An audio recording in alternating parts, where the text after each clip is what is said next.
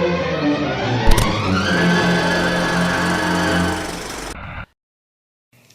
give by accepting what God has given me. Hindi ko alam kung bakit kailangan magbigay pa tayo sa church. Pero, syempre para may mapakita sa iba. Every time na dadating yung giving, syempre kailangan pupunta ako sa harapan and dito nalalabas yung rule ng envelope para sa akin. Napaka-importante nito para sa akin. Kasi pag giving na, pupunta ako sa harapan and ida-drop ko lang yan. So, ang alam ng lahat, nagbibigay ako. Pero ang hindi nila alam, wala itong laman. Nobody knows. But God knows. The truth is, I have more money to give. God knows and Pastor knows. Pero meron ako mga sinusuportahan kasi mga campaign.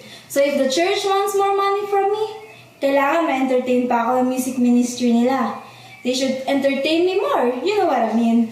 So if Pastor, if you want more money from me, you see this? May tatlong tao. You want this? You want this? Entertain me more. So, magkano pera mo sa bangko? What if I told you I know a little investment you can make? The return's mind-blowing. This one's guaranteed.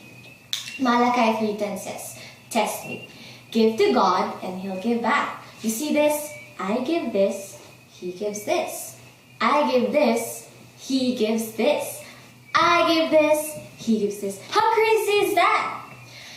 Do you love Him? Sure, whatever. All I'm saying is, if you give, He'll give back.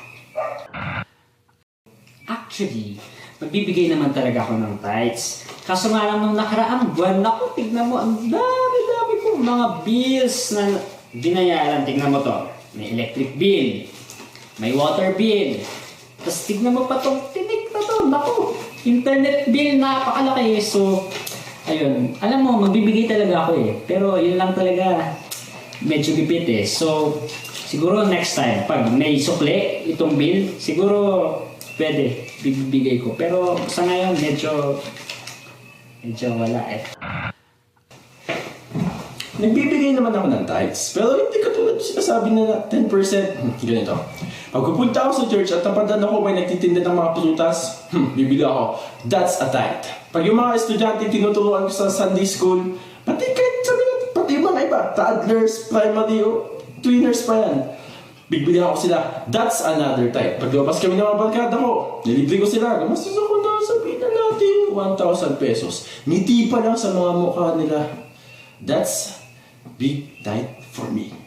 Yan yung sasabi ko, that's it. Boom! Tsaka lahat tithe. Oh, nandiyan pala kayo. Alam niyo ba sa church namin, pag offering time na, nagtataka ako. Bakit yung mga member namin, nag-uunahan kumuha ng envelope. Pero ako, yung kailangan to. Alam niyo kung bakit? Bakit? Tanungin niyo ako kung bakit. Bakit? Simple lang, kasi gusto ko, pag nilabas ko yung pera ko, nakikita ng lahat ng tao. Gusto ko, pag nilagay ko to sa offering box, nakikita ng mga mag-check ng offering box. Tulad dito. Nilalagay ko to dito. Para alam nila na yung malaking perang yun ay galing sa akin. Oops, teka, pakibalik nga yan. May nilalagay pa pala ako. Ito. Okay ba?